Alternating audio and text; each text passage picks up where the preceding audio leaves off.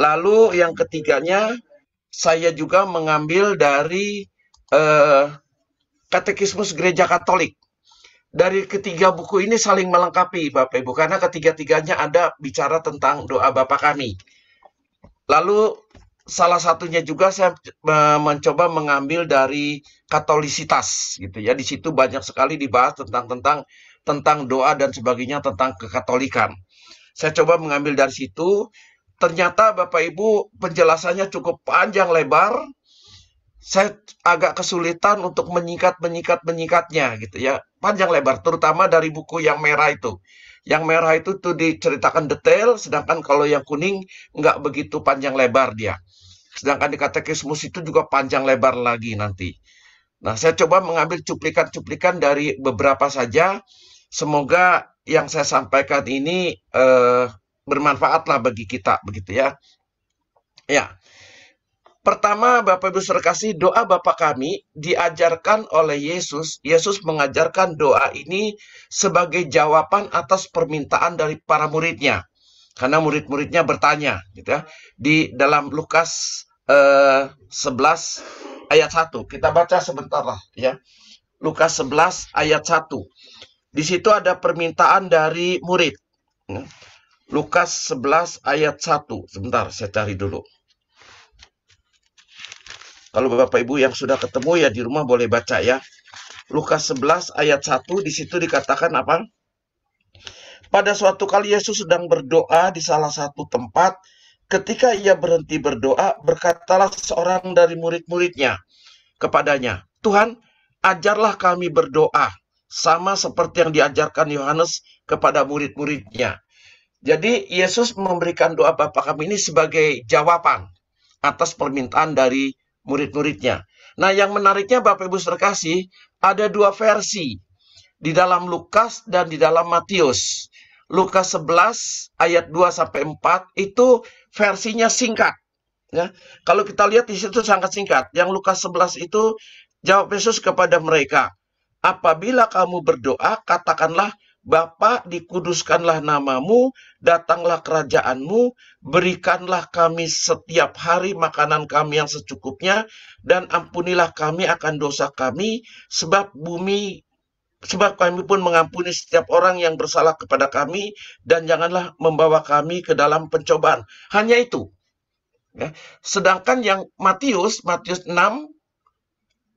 ayat 9 sampai 13 itu lebih panjang, ya, lebih lengkap dia.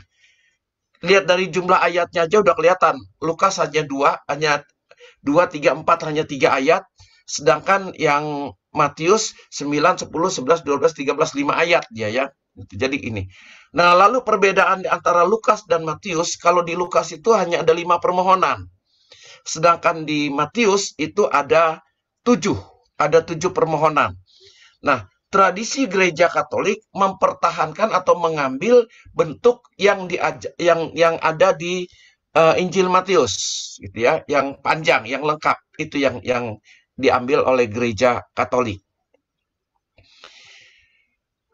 Lalu di dalam doa Bapa Kami itu ada kata Bapa Kami yang ada di surga. Ya. Kalimat Bapa atau kata-kata Bapa bisa dilihat di Katekismus Gereja Katolik ya, yang biru ini. Yang biru ini yang tadi Bapak Ibu lihat di bagian awal. Berdoa kepada Bapa di Katekismus Gereja Katolik artikel nomor 2279 ya. Di situ dikatakan berdoa kepada Bapa, artinya apa? Masuk ke dalam misterinya sebagaimana adanya dan seperti Putra menyatakan kepada kita. Atau dengan kalimat lain, kalau di dalam buku yang kuning dikatakan berarti ada relasi yang dekat antara kita dengan Allah, karena kita bisa menyebutnya sebagai Bapa, kedekatan relasi ya. Kita dapat menyapa Allah sebagai Bapa karena putranya menjadi manusia telah mewahyukannya kepada kita. Ya. Kita bisa menyebut Bapa, ya Abba, ya Bapa. Artinya menunjukkan bahwa relasi kita sangat dekat dengan Bapa, dengan Allah Bapa. Ya. Jadi ketika kita berdoa kepada Bapa, kita berada dalam persekutuan dengan Dia dan dengan putranya, Yesus Kristus. Jadi pada saat kita berdoa kepada Bapa, artinya apa? Kita menjalin satu persekutuan antara kita, Allah Bapa, dan Allah Putra. Dan putranya, Yesus Kristus. Itu pada saat kita menyebut Bapa. Apalagi dengan kita menyebut Bapa itu, kita berterima kasih kepadanya karena Ia berkenan mengangkat kita menjadi anaknya. Kita menyebut Allah Bapa, Allah Bapa itu dengan panggilan Bapa karena kita diangkat menjadi anaknya. Ini sebagai ungkapan terima kasih kita dan menjadikan diri kita sebagai tempat tinggal kehadirannya, kehadiran Tuhan. Ya. Jadi ada beberapa alasan kenapa di dalam doa Bapa kami kita memanggilnya Bapa. Ya. Salah satunya sebagai ungkapan terima kasih karena kita diangkat sebagai anaknya. Kan kita sering dengar di mana-mana, "Weh, anak Tuhan," gitu ya. Kita sebagai anak Tuhan. Ya. Jadi, dengan menyapa Allah dengan sebutan Bapa, kita menyadari sebenarnya kita ini orang kecil. Orang kecil. Tetapi berkat Yesus telah diangkat menjadi anak Allah. Kita ini orang kecil, orang berdosa, orang hina lah semacam kayak gitu. Tetapi kita diangkat menjadi anak Allah karena Yesus. Ya. Karena kehadiran Yesuslah kita diangkat menjadi anak Allah. Oleh karena itu kita diperkenankan menyebut Bapa di dalam doa Bapa kami. Ya.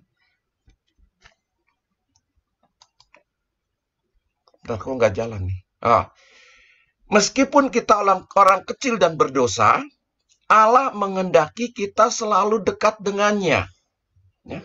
Bapak Ibu sekalian, yang pertama tadi dikatakan, meskipun kita orang kecil, kita diangkat menjadi anaknya. Yang kedua, meskipun kita orang kecil dan orang berdosa, tetapi Allah berkehendak, Allah menginginkan supaya relasi kita dengan Allah dekat. Jadi bukan Allah yang jauh, Allah yang dekat. Itu yang diinginkan oleh Allah ya, dengan menyebut itu. Apabila kita menghadapnya dengan rendah hati dan iman yang mendalam, Ia tidak akan pernah mengabaikan kita. Di dalam doa Bapa kami ini, kalau kita rendah hati dalam mengucapkan doa Bapa kami dan penuh iman, niscaya Bapak Ibu sekalian, Allah tidak akan mengabaikan kita. Pasti mendengarkan doa-doa kita. Sebagai contoh, pernah satu ketika ada satu orang teman saya, dia sedang santai-santai, sedang ngobrol gitu ya. Dia cerita ke saya, lalu dia didatangi oleh seorang ibu.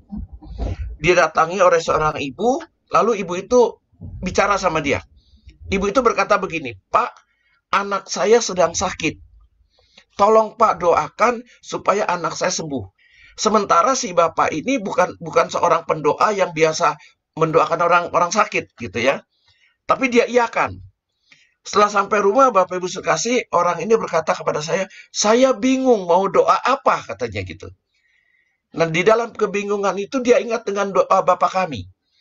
Akhirnya dengan segala kerendahan hati dan penuh iman, dia yakin doa ini punya kuasa, dan dia berdoa untuk anak si ibu itu yang sakit. Dia doakan anak itu dengan doa Bapa kami. Nggak ada macam-macam Bapak Ibu, dia hanya doa Bapa kami, lalu salam Maria 3 kali. Setelah itu apa? Beberapa hari kemudian, ibu ini memberi kabar bahwa anaknya mendapatkan kesembuhan. Artinya apa? Pada saat si Bapa ini mendoakan Bapa kami dengan sungguh-sungguh, dengan iman, Allah tidak mengabaikan permohonannya. Gitu. Ya, jadi di dalam doa Bapa kami ini, doa yang sangat luar biasa. Lalu kalimat kami, kan Bapa kami, tadi Bapa sekarang kami. Ya. Kami menandakan sesuatu yang dimiliki bersama oleh sejumlah orang. Jadi Bapa ini bukan milik saya, tapi milik kita bersama. Makanya kami, Bapa kami, dimiliki oleh sejumlah orang. Itu pengertian kami. Ya. Jadi dengan menyebut kami di dalam doa Bapa kami, dalam doa Bapa kami kan Bapa kami yang ada di surga ya. Dengan menyebut kata-kata kami di dalam doa Bapa kami itu, kita mau menyatakan bahwa kehendak Allah untuk selalu dekat dengan kita sebagai satu keluarga yang saling mencintai. Jadi kita satu keluarga. Makanya Bapa kami. Kami ini siapa? Satu keluarga ini siapa? Antara Allah dan kita, anak-anaknya satu keluarga. Kita bersama mengatakan Allah kami, Bapa kami. Ya. Bukan Bapak saya, Bapak kamu, Bapak dia, Bapak mereka, tapi Bapak kami. Kami semua, kita semua. Makanya Allah itu milik kita bersama, bukan milik satu orang. Ya. Lalu apa? Kita juga dilibatkan oleh Kristus untuk menjadi saudaranya. Kita menjadi saudara Kristus, menjadi saudara, ya, dengan kedekatan khusus kepada Bapa. Ya. Jadi kita juga dibawa oleh Yesus karena kita menjadi saudara Yesus, lalu kita juga dibawa oleh Yesus kepada kedekatan dengan Allah Bapa menjadi Bapa, kita Bapa kami. Ya. Lalu apalagi kita melibatkan orang-orang lain di dalam doa kita. Khususnya mereka yang kita cintai dan dipercayakan Tuhan kepada kita. Bapak Ibu Saudara kasih, pada saat kita berdoa, Bapa kami artinya kita itu berdoa bukan untuk kita sendiri. Kita juga melibatkan orang-orang di sekitar kita.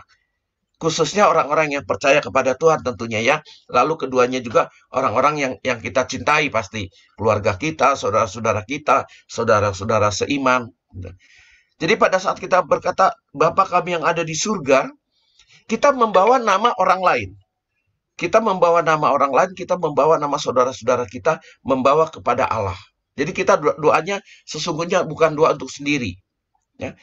Lalu solidaritas kita pada semua orang, agar mereka pun dekat dan masuk ke dalam keselamatan Allah. Itu sebagai solidaritas kita. Makanya kita katakan Bapa kami, bukan saya. Ya. Kalau Bapak saya, kita nggak membawa orang lain pribadi. Tapi Yesus mengajar kepada kita kami bersama. Kita dengan Yesus, kita dengan saudara-saudara kita. Lalu Bapa kami yang ada di surga. Kata-kata surga itu tidak bicara tentang suatu tempat atau satu ruang atau satu apa ya? Kan kalau misalnya di Bandung itu kan satu tempat, satu kota di Bandung. Di Jakarta itu juga melambangkan satu tempat. Tapi kalau di surga ini bukan satu tempat. Ya. Meskipun Bapak Ibu nanti kalau meninggal kemana? Mau ke surga. Tapi surga itu bukan satu tempat gitu ya. Nah ini agak bingung juga ini. Surga ini bukan satu tempat. Tetapi suatu cara berada. Ya. Bukan tentang jauhnya, tapi keagungannya. Pada saat kita bicara Bapa kami yang ada di surga, kita bukan bicara tentang Bapa kita, Allah Bapa berada nun jauh di sana, di surga. Tempatnya sangat jauh, tapi kita bicara bahwa keagungan Tuhan yang kita katakan. Di surga itu kita sedang bicara tentang keagungannya, bukan tempatnya. Lalu Bapa kita bukan di tempat lain. Dia di surga, kita di sini. Pengertiannya bukan tempat gitu, bukan sesuatu. Melainkan ada di segala sesuatu. Surga itu ada di segala sesuatu. Dengan menyebut surga, kita mengingat apa? Hakikat Allah yang kudus. Jadi pada saat kita berdoa Bapa kami yang ada di surga, sesungguhnya kita sedang melihat Allah kita yang kudus. Ya? Karena surga itu kudus. Kekudusannya menunjuk pada tanah air kita yang sejati. Nah, pengertian tanah air ini juga jangan dibayangkan seperti Indonesia tanah air kita, bukan, ya. Jadi situasi, keadaan di sana ya. Yang sejati artinya kekal, ya. Menunjukkan satu situasi atau satu keadaan, satu apa ya? Bukan tempat lah gitu ya, yang apa tadi itu yang situasi atau keadaan yang kudus gitu ya, bukan tempat yang sejati. Ia berkenan tinggal di hati kita jika kita juga menjaga kekudusannya. Ingat di Korintus dikatakan apa? Bahwa tubuh kita adalah bait Allah. Nah, Allah berkenan tinggal di hati kita, di bait Allah ini, selama kita menjaga kekudusan kita. Jika kita juga menjaga kekudusan kita. Nah, pada saat kita bicara di surga, kita mengingat hal-hal seperti ini. Lalu Bapak Ibu sekalian, ini juga yang perlu kita perhatikan. Di dalam teks doa Bapa kami versi Katolik, menggunakan kata rejeki pada hari ini. Sedangkan di kitab-kitab suci kita lihat makanan kami yang secukupnya. Ada sedikit perbedaan. Ya. Dalam teks Bapa kami, Bapa kami yang ada di surga, dimuliakan namamu, datanglah kerajaan-Mu, berilah kami rejeki pada hari ini. Sedangkan di kitab suci, berilah kami makanan kami secukupnya. Ada sedikit perbedaan. Kenapa ada perbedaan? Kita lihat. Kenapa Katolik mengambil seperti itu? Gereja Katolik menerjemahkan Matius 6 ayat 11 yang makanan kami secukupnya itu dari teks aslinya terjemahan Vulgata. Pane nostrum super substantialem no nabis hadie. Ya, dari situ. Nah, kalau di dalam bahasa Inggrisnya, give us this day our super substantial bread. Bread itu mempunyai arti yang luas dari sekedar makanan. Bukan hanya makanan aja gitu ya, tapi mempunyai arti yang cukup luas. Menurut Santo Agustinus, ada 3 macam arti roti, arti bread tadi. Ada 3 pengertian menurut Santo Agustinus. Pertama, segala sesuatu yang kita butuhkan. Nah, ini dasarnya kenapa kita ganti beri kami rejeki. Ya. Segala sesuatu yang kita butuhkan. Kedua, sakramen tubuh Kristus yang kita terima setiap hari. Itu juga bread, itu juga roti. Gitu ya. Lalu ada juga pengertian makanan rohani kita, sang roti hidup, yaitu Yesus. Nah, karena Santo Agustinus memberikan pengertian 3 pengertian ini, makanya dirubah. Dengan demikian, berilah kami rejeki yang kita ucapkan setiap doa Bapa kami, dimaksudkan juga sebagai rejeki jasmani maupun rohani. Jadi jangan diartikan roti dalam arti sempit hanya roti makanan. Makanya diganti menjadi rejeki dalam arti rejeki jasmani dan rohani, yaitu sabda Allah dan Kristus sendiri dalam Ekaristi. Nah, itu pengertian dari rejeki. Ya, kenapa dirubah Katolik mengambil kata rejeki? Nah, ini Bapak Ibu sekalian, saya tunjukkan di sini perbandingan antara Lukas 11 2-4 dengan Matius 6 9-13.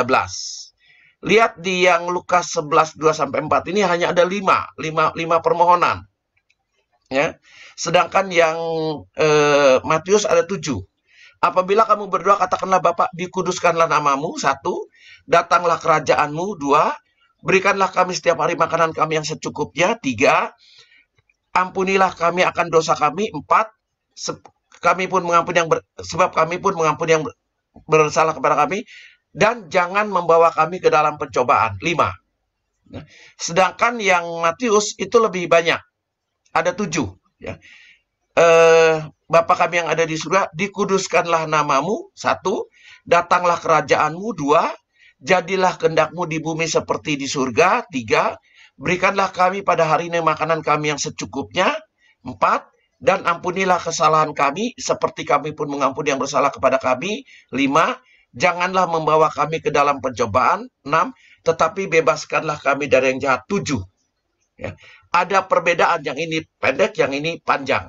Yang ini cuma 5 permohonan, yang ini ada 7 permohonan. Kita coba lihat satu demi satu, pelan-pelan. Ya. 7 permohonan versi Injil Matius.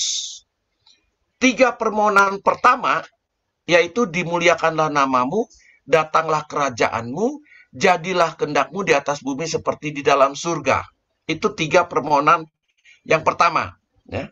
Lebih berhubungan dengan Allah dan menarik kita menuju kepada kemuliaan Allah. Jadi 3 permohonan yang pertama ini lebih mengarah kepada hubungan dengan Allah. Lalu berusaha menarik kita supaya menuju kepada kemuliaan Allah. Itu 3 yang pertama. Ya. Nah, 4 yang kedua, berilah kami rezeki pada hari ini, ampunilah kesalahan kami seperti kami pun mengampuni yang bersalah kepada kami, janganlah masukkan kami ke dalam pencobaan, bebaskanlah kami dari yang jahat. Ya. Jalan menuju Allah dan menyerahkan. Jadi bukan hanya jalan menuju Allah, tapi menyerahkan kesusahan kita kepada rahmat-Nya. Ini bisa Bapak Ibu lihat di Katekismus Gereja Katolik, artikel nomor 2804. Ada 7. Kita coba lihat satu demi satu pelan-pelan Bapak Ibu.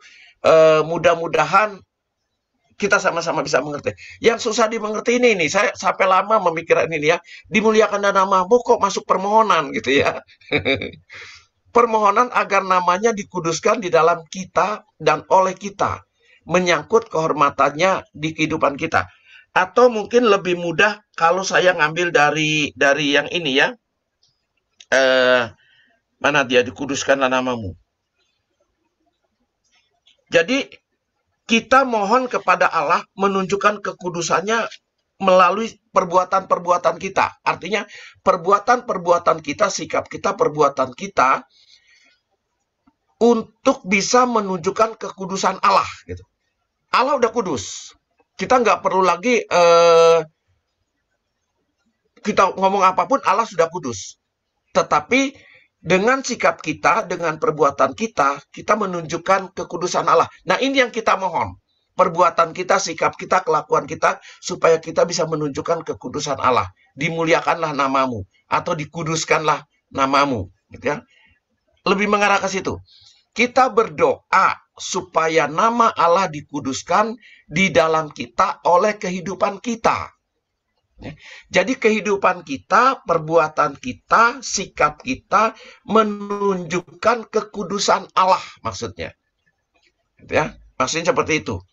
Nah, kehidupan kita inilah yang kita mohon. Jadi permohonan. Permohonan kepada Tuhan supaya kehidupan kita bisa menunjukkan kekudusan Allah, kemuliaan Allah. Ya. Jadi dimuliakan namamu dengan sikap kita, dengan perbuatan kita. Gitu ya. Itu. Jadi dengan mengucapkan dimuliakanlah namamu, maka kita diingatkan akan Tuhan dikuduskan ketika kita menjaga hidup kita terjaga kudus. Seperti saat sesudah kita menerima pembaptisan. Dengan selalu berjalan di jalan Tuhan dan menjauhi dosa. Ya. Dengan kita menjaga hidup kita yang kudus, kita menunjukkan kekudusan Allah. Kemuliaan Allah. Nah, ini yang kita minta kepada Tuhan, permohonannya. Semakin kita menjaga kekudusan kita, semakin Tuhan dikuduskan, dimuliakan. Lagi-lagi Bapak Ibu, bukan berarti kalau kita berbuat baik, berbuat kudus, Allah semakin kudus. Enggak. Allah sudah kudus. Gitu ya. Tapi dengan kita menjaga sikap kita, menjaga perilaku kita yang kudus, kita menunjukkan kekudusan Allah. Makanya kita minta supaya sikap kita, perlakuan kita, perbuatan kita bisa menunjukkan untuk kekudusan Allah. Ya. Doa kita digabungkan dengan doa Kristus yang selalu menguduskan diri agar kita dikuduskan di dalam kebenaran. Sama ya. Lalu datanglah kerajaanmu. Dengan mendoakan datanglah kerajaanmu, maka kita diingatkan apa? Kerajaan Allah sesungguhnya sudah datang di dalam diri Yesus. Khususnya dalam wafat dan kebangkitannya.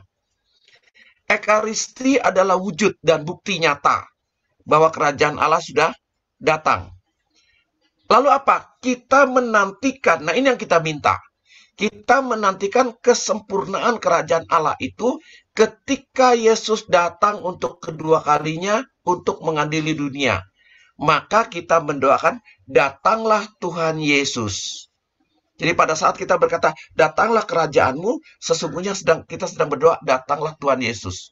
Datanglah kerajaanmu di bumi seperti di surga. Ya. Jadilah kehendakmu di atas bumi seperti di surga. Ini lanjutannya. Maka kalimat itu menghendaki apa? Kehendak Allah untuk menyelamatkan semua orang. Itu sudah jelas, kita lihat ya Bapak Ibu ya. Bahwa rencana Allah, kehendak Allah, keinginan Allah, supaya semua orang mendapatkan keselamatan. Kita memohon sekarang. Kan ada 7 permohonan, ini yang ketiga. Kita memohon kepada Bapa agar bisa menyatukan kehendak kita dengan kehendak putranya. Agar kita bisa memenuhi kehendak Allah Bapa. Jadi, jadilah kehendakmu di atas bumi seperti di dalam surga. Itu permohonan kita kepada Bapa.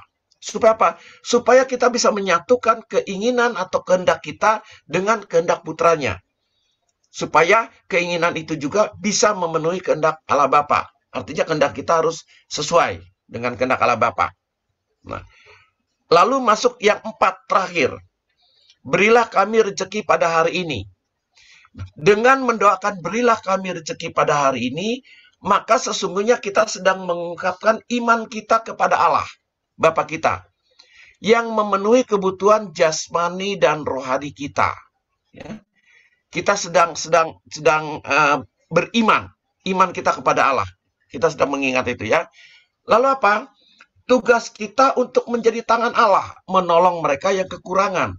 Jadi pada saat kita meminta rezeki kepada Allah, yang pertama, kita dengan iman, percaya Allah akan memenuhi kebutuhan jasmani dan rohani. Yang kedua, kita juga menjadi perpanjangan tangan Allah, menolong orang-orang yang kekurangan. Lalu perhatian dan kepedulian diberikan kepada kita setiap hari. Ya, makanya doanya, berilah kami rezeki pada hari ini. Jadi kita minta kepada Bapa, kepada Allah, perhatian dan kepedulian kepada kita itu diberikan setiap hari. Karena doanya setiap hari kan pada hari ini. Kecuali kalau berilah kami rezeki pada tahun ini. Nah, Bapak Ibu cukup di awal tahun, nanti doa lagi di awal tahun depan. Gitu ya. Jadi perhatian dan kepedulian diberikan kepada kita setiap tahun jadinya nantinya. Tapi puji Tuhan, Tuhan tidak memberikan arahan kepada kita pada tahun ini. Kalau tahun ini nanti kita malas berdoa. Ya, dengan hari ini kan mau tidak mau kita setiap hari berdoa. Kita mohon perhatian dan kepedulian Allah kepada kita. Nah, lalu rezeki itu tidak hanya terbatas pada rezeki jasmani, tapi juga rezeki rohani. Apa itu rezeki rohani? Firman. Ya. Kalau Bapak Ibu bisa mendengarkan firman Tuhan, menangkap firman Tuhan, diberi kesempatan oleh Tuhan untuk mendengarkan firman Tuhan, itu udah rezeki Bapak Ibu. Kenapa? Ada mungkin orang yang kepengen mendengarkan firman Tuhan, tapi nggak ada kesempatan. Lalu apalagi roti kehidupan. Kalau Bapak Ibu ikut misa misalnya, dikasih ada kesempatan untuk menyambut tubuh Kristus, itu juga rezeki bagi kita. Makanya beri kami rezeki, beri kami kesempatan untuk mendengarkan firman-Mu, untuk menyambut tubuh-Mu, dan sebagainya. Bukan hanya jasmani aja. Ya. Ampunilah kesalahan kami. Ini menarik Bapak Ibu. Dengan mendoakan ampunilah kesalahan kami, maka kita mengungkapkan bahwa kita adalah orang-orang berdosa. Kalau kita nggak berdosa, nggak perlu kita minta ampun kepada Tuhan. Tapi dengan kita mengatakan ampunilah kesalahan kami, itu menunjukkan bahwa saya orang berdosa. Gitu ya. Lalu kita juga harus memiliki jiwa pengampun. Pengampun adalah puncak doa orang Kristen.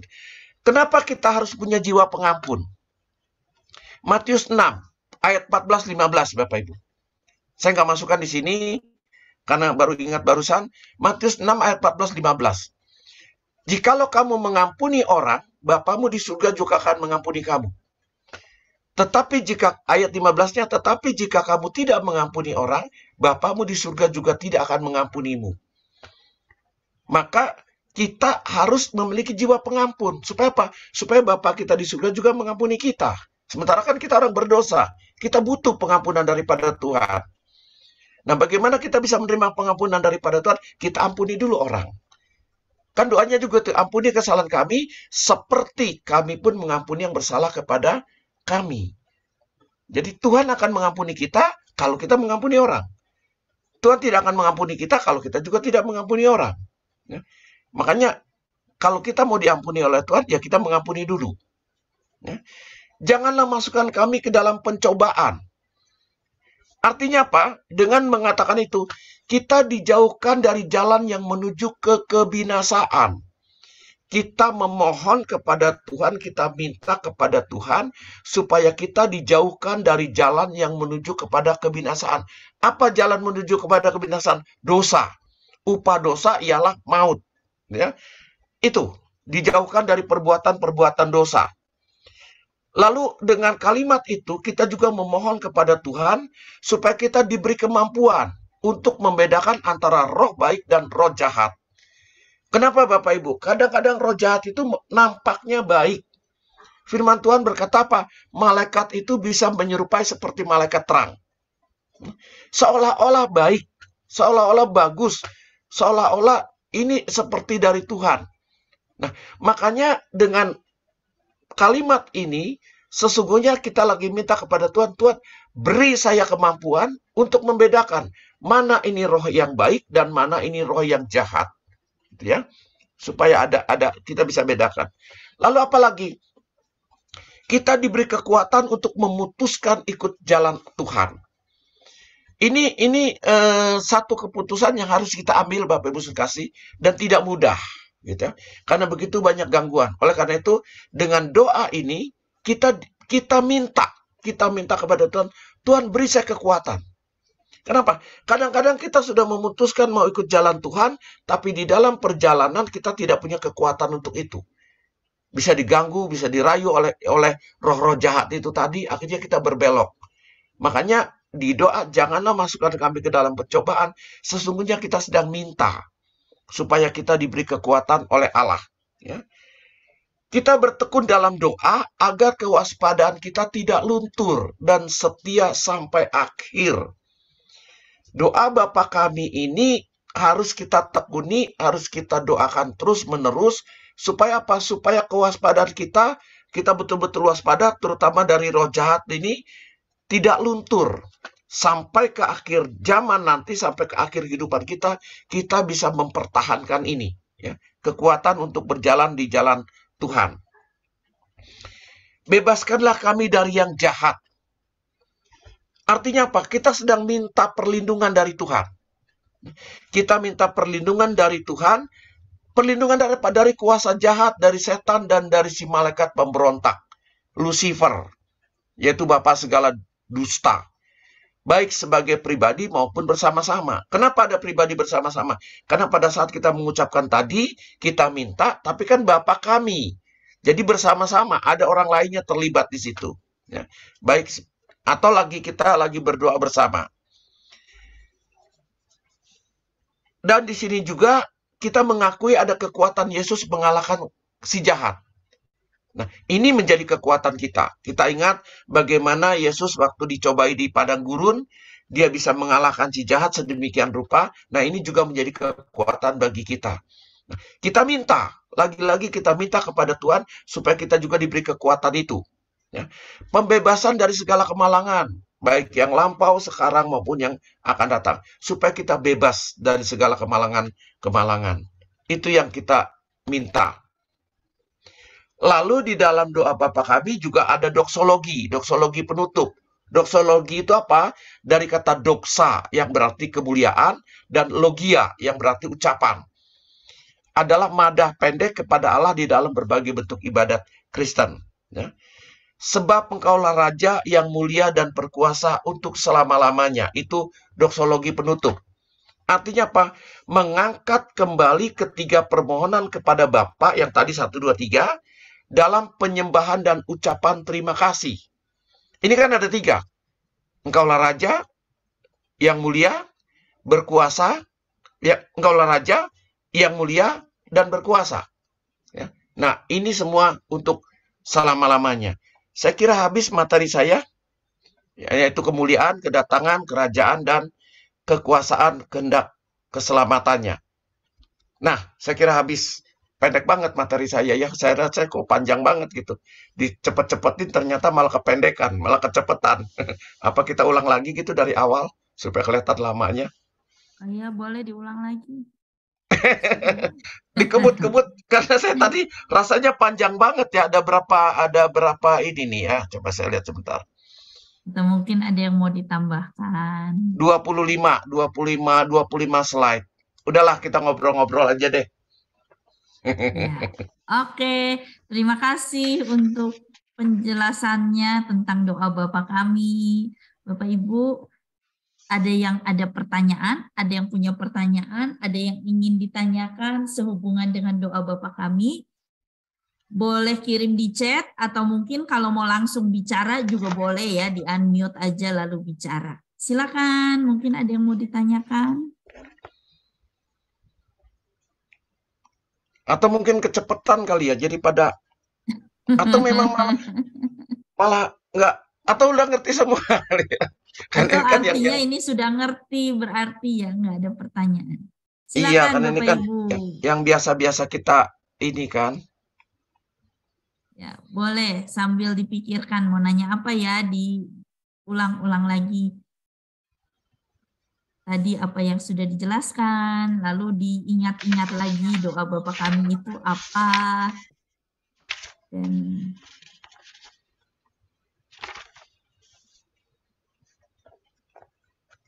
ya, kalau saya tertarik tentang Bapak ya, Bapak kami gitu, itu sangat menarik sih sebetulnya. Kalau kita boleh menyebut Bapak, sebetulnya itu suatu kehormatan ya, tapi seringkali kita nggak sadar, pokoknya kita sebut aja doa Bapa kami yang ada di surga gitu, nyerocos tanpa memperhatikan setiap katanya. Tapi lewat penjelasan malam hari ini, semoga kita bisa lebih lagi memaknai saat kita mendoakan Bapa kami. Mungkin jadi ingat, oh iya ya, Pak Surya pernah menjelaskan kalau ini tuh permohonan. Oh iya, ini tuh bagian ini gitu. Jadi nggak langsung nyerocos aja semuanya. Gitu. Semoga bisa membantu saat kita mendoakan doa Bapa kami bisa lebih khusyuk. Sekali Ya, lagi Bapak Ibu, oh ya silakan nah, Pak Surya ya mau nambah. artinya gini. Kadang-kadang kita kan di dalam doa itu, misalnya doa malam ya, doa malam itu kadang-kadang mengabaikan doa Bapa kami, tanpa menyertai doa Bapa kami di dalam doa malam itu kita hanya doa minta. Sesungguhnya kan kalau kita lihat dari penjelasan tadi, di dalam doa Bapa kami itu dengan 7 permohonan itu sudah mencakup seluruh kebutuhan kita kan. Ada 7 permohonan dia di dalamnya. Kita pakai yang Matius ya, bukan yang Lukas. Kalau Lukas kan hanya 5, ada 7. Kita lihat tadi seluruh kebutuhan kita sebetulnya sudah tercakup. Memang tidak dalam arti terperinci, misalnya Tuhan, saya sedang butuhkan pekerjaan, tidak terperinci seperti itu, tapi seluruh kebutuhan kita sudah termasuk di dalamnya. Makanya dikatakan doa Bapa kami ini adalah doa yang paling sempurna. Kenapa? Memuliakan Allahnya ada, memohonnya ada, permohonannya ada. Sudah lengkap semuanya. Yang pertama, yang kedua memang doa ini yang bukan bikinan kita. Tapi dari Tuhan sendiri, dari Yesus sendiri, pada saat murid-muridnya bertanya, Tuhan, aku harus bagaimana sih kalau berdoa? Yang ketiga yang mau saya katakan, Bapak Ibu, seperti tadi yang saya kasih contoh, doa Bapa kami ini doa yang penuh kuasa. Makanya pada saat kita berdoa ini, kita harus tadi kan ada dengan seluruh iman, dengan iman yang mendalam. Jangan doa Bapa kami itu hanya sebatas ya, yang penting bunyilah gitu ya. Bapa kami yang ada juga dimuliakan namamu, datanglah kerajaan-Mu, jadilah kehendakmu diberikan kami rezeki. Nah, jangan seperti itu gitu. Kalau gitu bagaimana doa itu bisa ada kuasa? Tapi betul-betul dengan iman, dengan kesungguhan, dengan sungguh-sungguh kita mendoakannya, baru ada kuasa. Ya. Sementara karena nggak tahu ya, karena mungkin kita sudah hafal, sudah di luar kepala, sudah sering, jadi kita mengucapkannya juga, ya cepat-cepat begitulah, gitu. Itu. Ini ada, oh yang minta filenya dikirim lewat chat. Oh, Ini ada pertanyaan nih Pak Surya.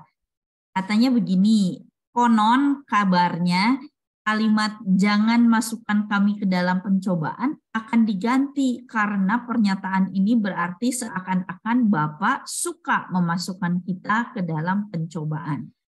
Nah, ada tanggapan, Surya? kalau masalah ganti-mengganti saya nggak tahu, bukan bagian saya ya. Mungkin aja akan diganti barangkali seperti halnya kitab suci juga kan ada terjemahan baru kedua. Nah, kita tunggu aja. Itu kan tadi konon katanya kan. Ya kita tunggu aja. Saya juga nggak tahu. Saya bukan bagian di dalamnya yang mengubah itu. Jadi saya nggak tahu apakah akan diubah atau tidak. Tapi coba ya saya lihat dari kitab suci yang baru. Bentar. Kitab suci terjemahan baru sudah dirubah belum? Matius 6 Matius 6 ya. Siapa tahu di sini sudah berubah. Hal berdoa. Apabila kamu berdoa, janganlah berdoa seperti orang munafik. Mana dia? Supaya dilihat orang sesungguhnya. Namun jika engkau berdoa, masuklah ke dalam kamar. Lagi pula ketika kamu berdoa, janganlah bertele-tele, ya, supaya jangan bertele-tele. Lalu jadi janganlah seperti mereka. Nah ini, Bapa kami yang ada di surga. Apa tadi pertanyaannya yang mau diganti? Jangan masukkan kami ke dalam pencobaan. Bapa kami yang di surga, dikuduskanlah namamu, datanglah kerajaanmu, jadilah kehendakmu di bumi seperti surga, berilah kami rezeki kebenaran ini, dan ampunilah kesalahan kami seperti kami mengampuni kesalahan kami, orang bersalah kepada kami. Oh, dan janganlah membawa kami ke dalam pencobaan. Ini di buku Alkitab. kitab suci terjemahan baru 2, yang baru Ya, ini. jadi bukan memasukkan tapi membawa. Membawa kami ke dalam pencobaan, tetapi lepaskanlah kami dari yang jahat. Nah, yang baru itu. Kalau dari kitab suci yang baru ya, yang baru itu bunyinya begitu. Itu kira-kira. Oke, semoga ini ada menjawab. yang langsung. Oh. Ya, semoga menjawab. Ada yang langsung. Ini ke aku juga ada beberapa lagi. Oh, enggak ada yang langsung. Ya, oke, aku bacakan. Ada yang mungkin ini bukan pertanyaan tapi lebih ke tanggapan ya. Katanya kalau lagi doa Bapa kami diucapkan dengan cepat-cepat, jadinya malah puasa dan kedekatan kita sama Tuhan jadi nggak nyambung ya. Aduh, saya memang kadang-kadang jujur masih suka doanya kayak ngoceh tanpa titik koma. Jadi rasanya itu dosa ya katanya. Nanti saya mau belajar lebih lambat dan diimani dengan sungguh-sungguh. Terima kasih Pak Surya buat pengajarannya hari ini. Ya. Nah, ini Mak. Kalau tadi dikatakan berdosa, saya nggak bisa bilang kalau doanya cepat-cepat begitu berdosa. Enggak ya, itu bukan hak saya untuk menentukan seseorang berdosa atau tidak. Tapi intinya bukan masalah cepat atau lambat, lebih menitik beratkan kepada dengan iman, dengan sungguh-sungguh. Akhirnya kalau kita cepat, bagaimana bisa dikatakan dengan iman kan? Gitu. Tapi lebih mengarah ke ya pokoknya selesai gitu. Nah, jadi bukan diperlambat, tapi diimani dengan sungguh-sungguh lebih beriman lagi. Imannya itu yang harus lebih ditekankan, bukan masalah cepat atau lambatnya. Itu, saya pikir. Oke, terima kasih. Next. Mengapa dalam doa Bapa kami tidak ada doa ucapan syukur? Oh, di situ sudah termasuk sebetulnya ya. Ada. Bapa kami yang ada di surga, dikuduskanlah namamu, datanglah kerajaanmu, jadilah kehendakmu. Di bumi seperti di surga.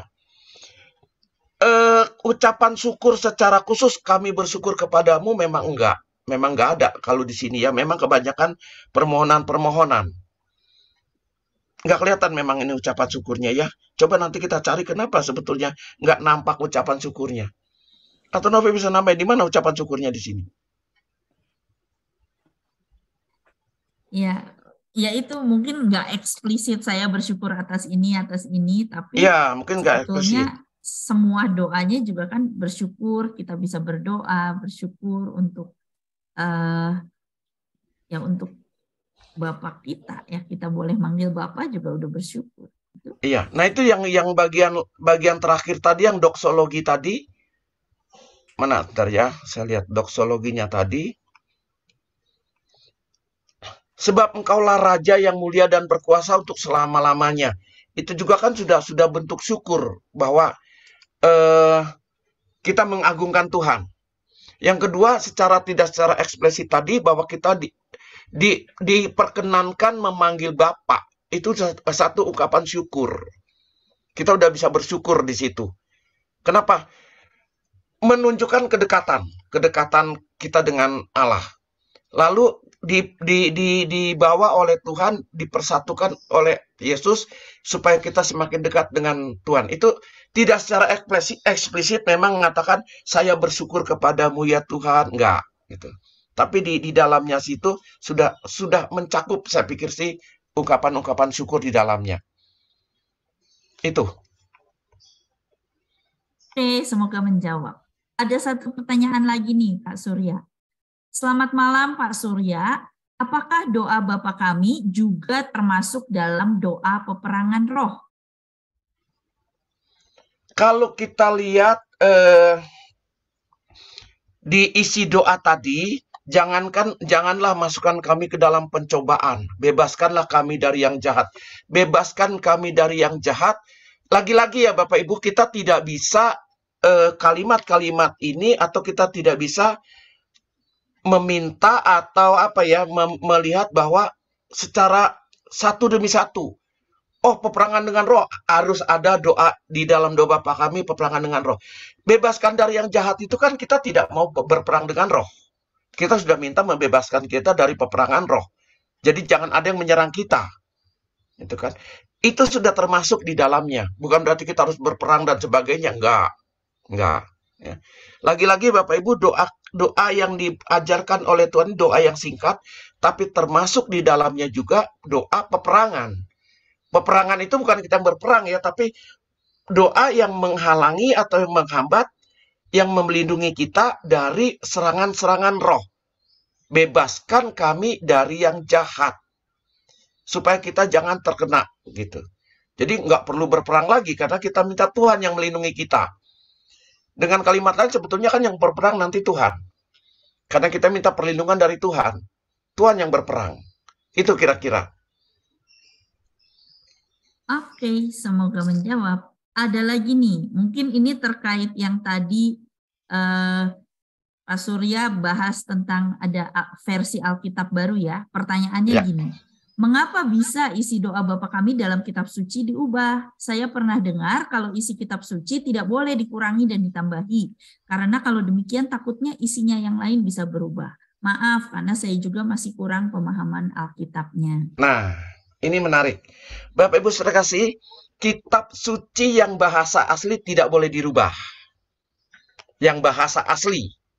Yang Ibrani itu kan ada yang perjanjian lama, perjanjian baru, Yunani kayak gitu ya. Itu tidak boleh dirubah. Nah, sedangkan yang terjemahan itu kan dari waktu ke waktu kan akan mendapatkan satu pengertian yang baru. Misalnya apa? Ada satu kalimat di dalam bahasa asli kitab suci yang diterjemahkan ke bahasa Indonesia di dalam kitab perjanjiannya, di dalam Alkitab yang lalu tidak begitu tepat. Mungkin waktu itu pikirnya itulah yang paling tepat. Tapi dengan berkembangnya ilmu-ilmu tentang bahasa dan sebagainya, akhirnya ketemu lagi misalnya, oh ini yang lebih tepat adalah ini. Ya.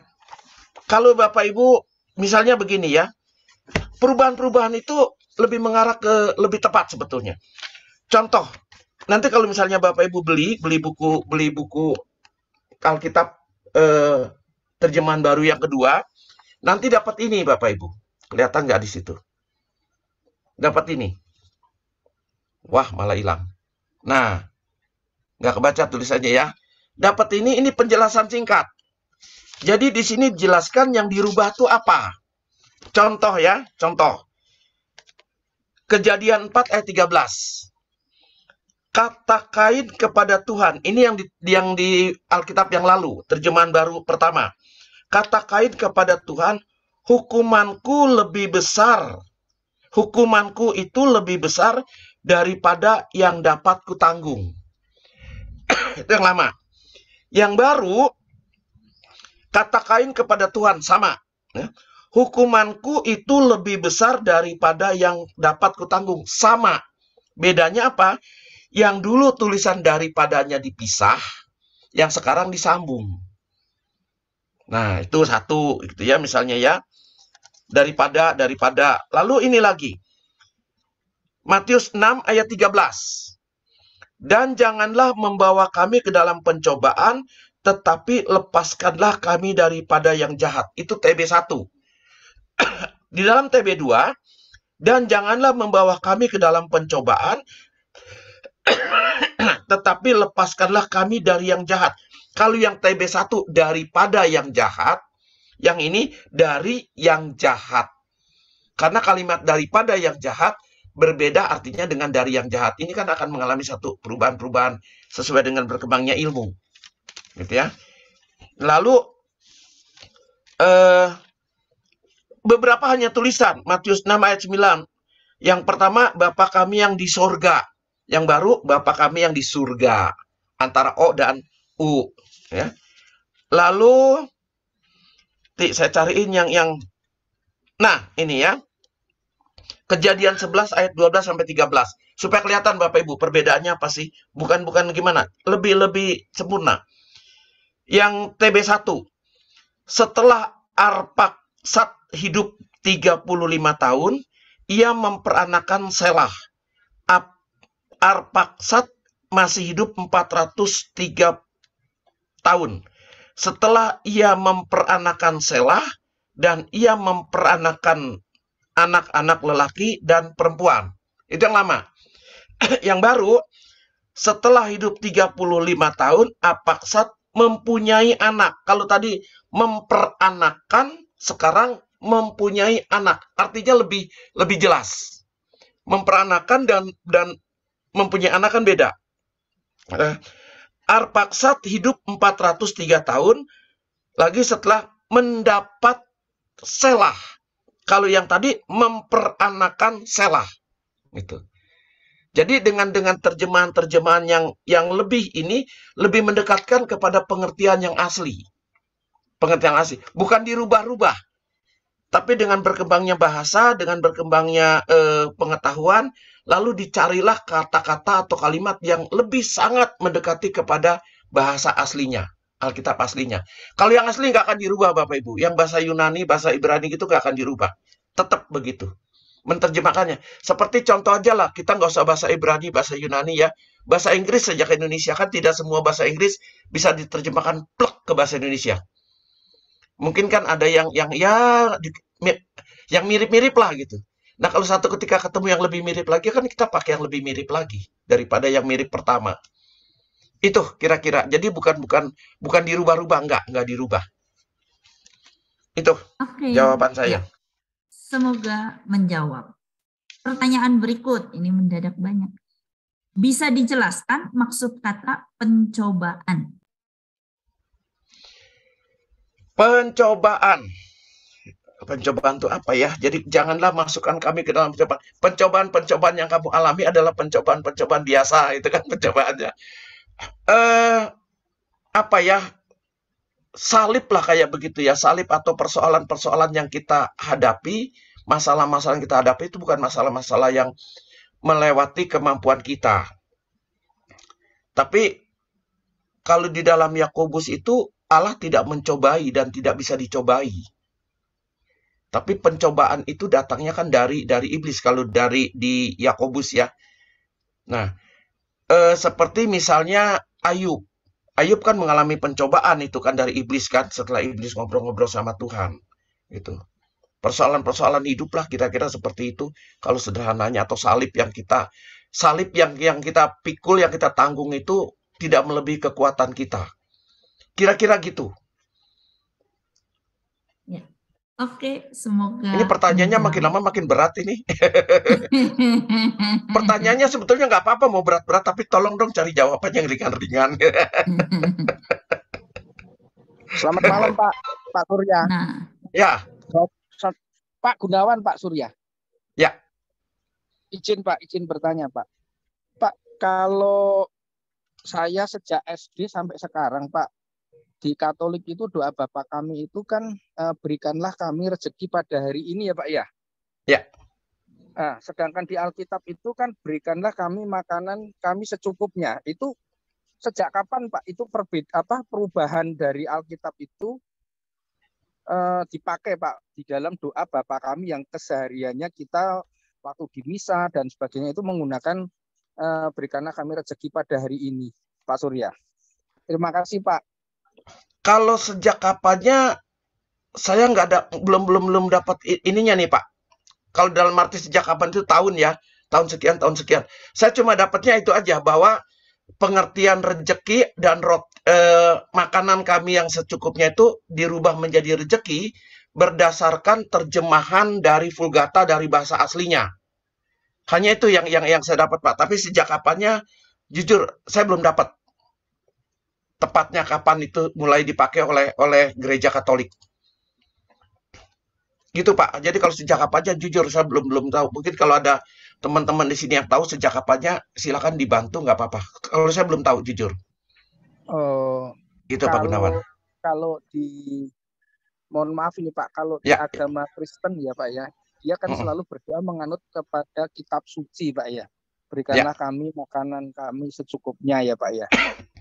Tapi yang jadi pertanyaan kan, kenapa kok yang di gereja Katolik ini kok ada perbedaan ungkapan, karena makanan dengan rezeki itu kan konteksnya lebih lebar rezeki Pak ya. Rezeki itu kan tidak hanya makanan ya Pak ya. Iya. Seperti itu konotasinya mungkin kalau makanan konteksnya ini adalah sebuah roti kehidupan, roti apa gitu Pak ya. Sesuatu hal yang bisa dimakan ya. Tapi kalau rezeki itu kan mungkin lebih identik dengan berkat yang Tuhan berikan gitu ya Pak ya. Mungkin Pak ya. Nah itu tadi yang tadi saya jelaskan di atas Pak. Yang tadi saya jelaskan di atas bahwa bukan dirubah, tapi dari bahasa aslinya lalu diterjemahkan ke Inggrisnya itu kan jadi bread itu tadi. Nah, lalu bread ini juga mempunyai arti yang lebih luas. Nah, gereja Katolik mengambil yang lebih luas, bahwa kan di dalam waktu Yesus dicobai di padang gurun aja udah kelihatan kan, manusia tidak hidup dari roti saja, gitu, tapi dari firman Allah juga. Nah, salah satunya dari situ, juga dari terjemahan dari bahasa asli. Nah, gereja Katolik berusaha selalu mengacu kepada bahasa asli dan sedekat mungkin dengan keinginan dari si penulis asli, gitu. Makanya tadi sudah dijelaskan bahwa ngambil dari bread, lalu Santo Agustinus menerjemahkan bread itu adalah begini, lalu diambillah satu kesimpulan bahwa kita memakai rezeki karena mempunyai arti yang lebih luas dibanding hanya sekedar kalau diterjemahkan makanan dalam arti hanya kebutuhan jasmani.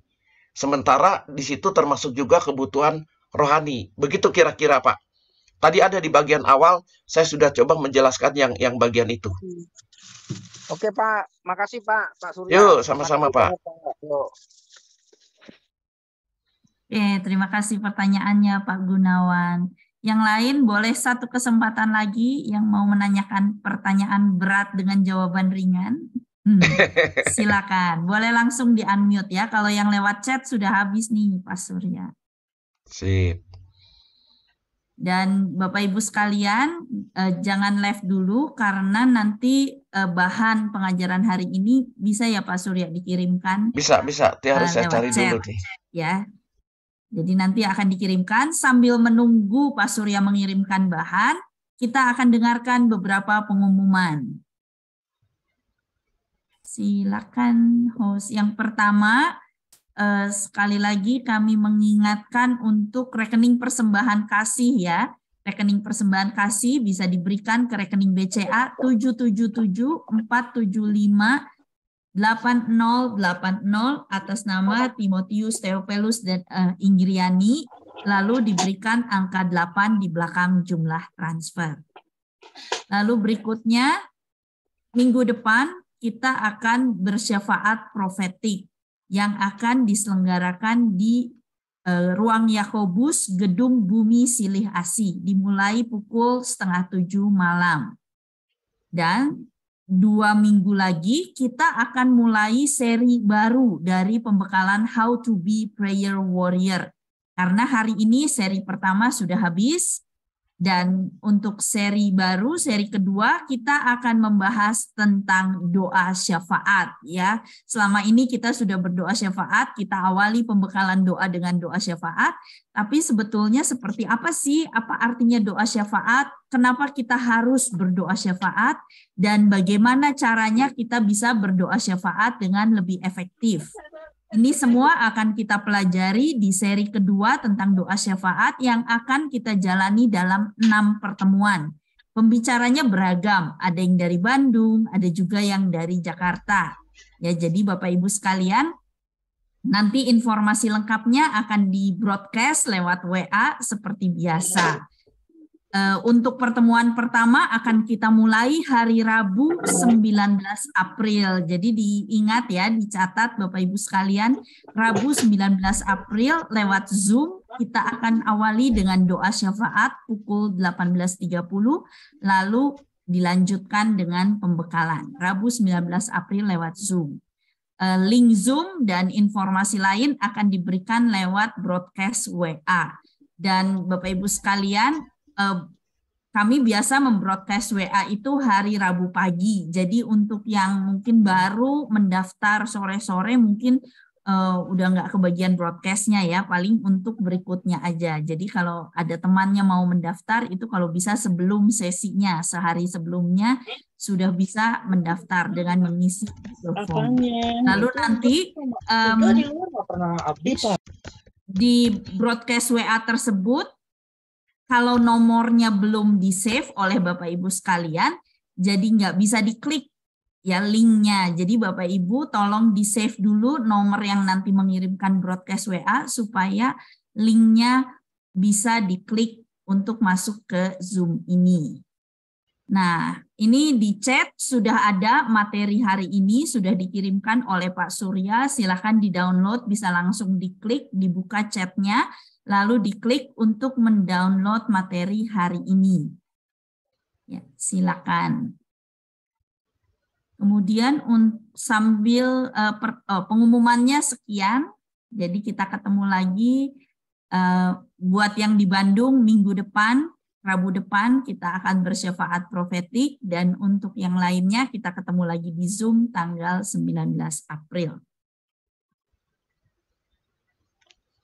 Ada tambahan lagi? Sudah selesai semua downloadnya? Kalau yang sudah boleh kasih jempol. Kayaknya filenya cukup besar ya, jadi mungkin butuh waktu.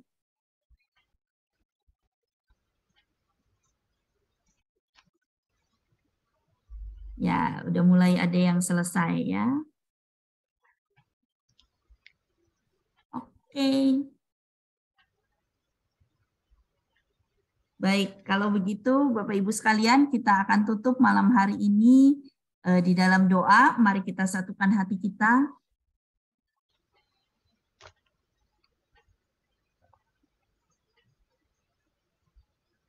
Dan kami mohon kesediaan Pak Surya untuk menutup dalam doa penutup. Ya. Mari Bapak Ibu kita satukan hati, kita kembali datang kepada Tuhan. Kita mau mengucap syukur dan mau berterima kasih kepada Tuhan. Dalam nama Bapa dan Putra dan Roh Kudus, amin. Allah Bapa yang Maha Baik, kami sangat bersyukur dan berterima kasih kepadamu ya Tuhan, untuk segala kebaikan-Mu, untuk segala nasihat-Mu, untuk segala berkat-Mu yang sudah Kau berikan kepada kami, khususnya sepanjang satu hari ini ya Tuhan, sejak kami bangun pagi hingga sore dan malam hari ini. Dan malam hari ini juga kami sangat bersyukur kepadamu, Engkau sudah menyampaikan kepada kami tentang doa Bapa kami, doa yang Kau ajarkan kepada kami. Sehingga Tuhan dengan pengertian yang kami dapat pada malam hari ini, kiranya kami dapat lebih lagi menyampaikan doa ini dengan penuh iman, dengan kesungguh-sungguhan, dan dengan penghayatan yang lebih dalam lagi dibanding dengan yang lalu. Karena kami percaya Tuhan, doa yang Kau ajarkan kepada kami adalah doa yang paling sempurna, doa yang paling lengkap. Terlebih lagi Tuhan, kami juga percaya doa yang Kau berikan kepada kami adalah doa yang penuh kuasa. Tuhan, kalau di dalam pengajaran malam hari ini mungkin adalah hal-hal yang belum dapat kami mengerti atau setidak-tidaknya kurang mengerti, biarlah kiranya Tuhan Roh Kudus-Mu bekerja kepada diri kami, menambahkan pengertian yang baru sehingga kami dapat mengerti lebih dalam lagi tentang doa Bapa kami ini ya Tuhan. Terima kasih Tuhan untuk kebersamaan yang Kau berikan kepada kami. Selepas ini nanti kami juga akan beraktivitas sesuai dengan kebutuhan kami masing-masing ya Tuhan. Akhirnya akan kami akhiri doa ini ya Tuhan dengan doa yang Kau ajarkan kepada kami. Bapa kami yang ada di surga, dimuliakanlah nama-Mu, datanglah kerajaan-Mu, jadilah kehendak-Mu di atas bumi seperti di dalam surga. Berilah kami rezeki pada hari ini, dan ampunilah kesalahan kami, seperti kami pun mengampuni yang bersalah kepada kami. Dan janganlah masukkan kami ke dalam pencobaan, tetapi bebaskanlah kami dari yang jahat. Amin.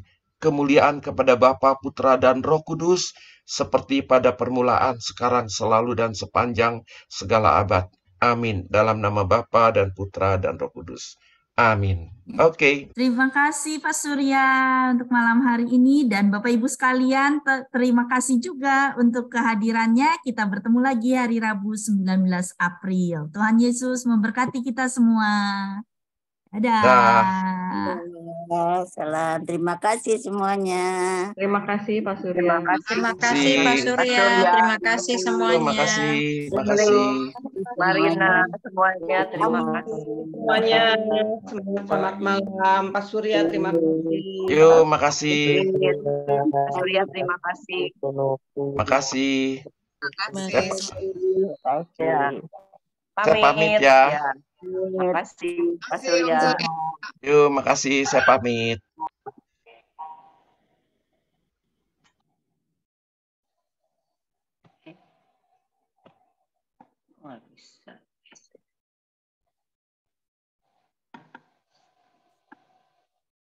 Terima kasih Tante Susi. Terima kasih Ling semuanya. Marina, Stefi, Stefani, Novi. Terima kasih, Tante. Terima kasih. Terima kasih untuk timnya juga, Tante. Ya, makasih. Yuk.